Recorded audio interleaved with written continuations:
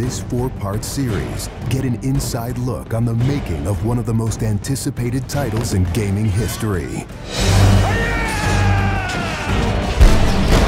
This is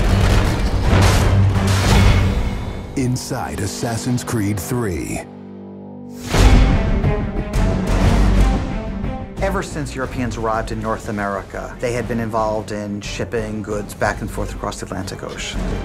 In order to make this economic system work, the British tried to control the goods that are going to the colonies. And it was those goods coming back and forth which made a few places on eastern North America important. Whether it's the Boston Tea Party or the Boston Massacre. Fire! We have these big historical events that we can situate our game around.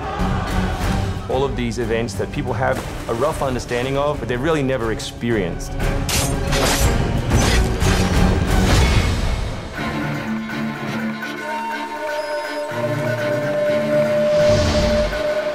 We had to go back and get our historian to find us accurate maps from the era of what Boston and New York looked like.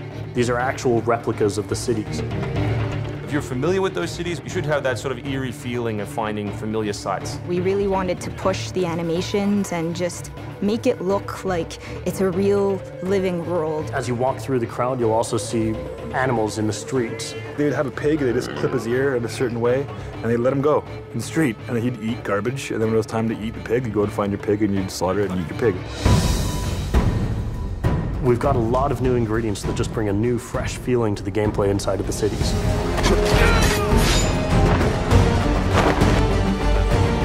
We have these great new stalking zones that you're going to find throughout the cities. It's a great way for you to remain hidden from your enemies and actually be able to sneak up to them so that you could assassinate. We've got this amazing dynamic weather system in, so we can see not just the time of day passing, but also going in and seeing the same environments, not just in the summer, but in the winter as well. Even though it's a much more condensed area in the city, you actually have to be more careful. There will be carts moving past, so as you're running along the buildings, escaping some snipers, you'll be able to just dive off into a hay cart that's driving past. You'll be able to jump out of that, free run quickly through the streets, through a building, and jump out the other side. See people inside freaking out as you run past through their kitchen.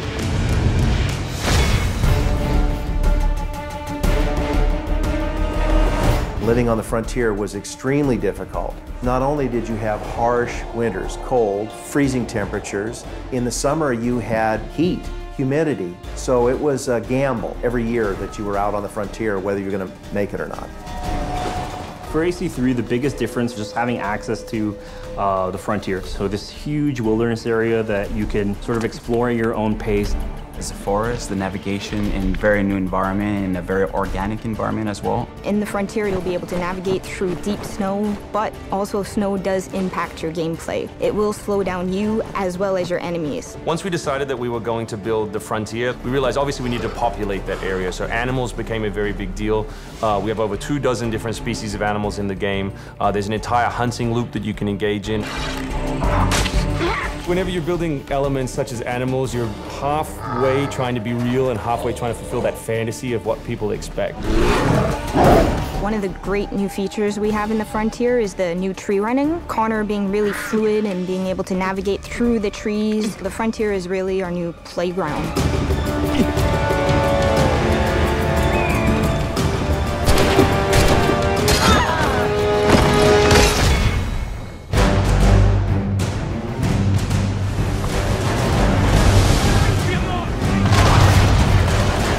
This war at sea was truly a global war and involved not only the British, but the French and the Spanish and the Dutch. Naval engagement of that period was all about closing the distance. Boarding is the end game. You've got to be able to close with the enemy, get alongside, then get on board to steal his ship. You want to take that ship intact if you can, because that's where you get your prize. The prize is whatever is on that ship that you want. Naval warfare was absolutely decisive to success in the American Revolution. Commerce comes by sea, at the same time invaders come by sea. You control the sea and you control the conflict. It's a huge part of the historical period. The Revolution is won pretty much at Yorktown by a blockade of ships. You know, we can't ignore this part of the history. This is critical. this is something that we have to do. We started a whole team up just to specifically focus on the naval experience. Naval combat has been a huge challenge. The technology of the wind, the water simulation has been a massive undertaking for the team. Initially, we didn't even think it was feasible because it's a big moving structure. It's a full simulation on the high seas where Connor is controlling a ship, he's controlling a crew as well, so he's kind of the master and commander on the ship. Very exciting. I mean, you are on a moving vessel that is very much part of the sea itself. This is something that we wanted to engage in and build for the game. That was a huge challenge that we set ourselves and actually turned out pretty good.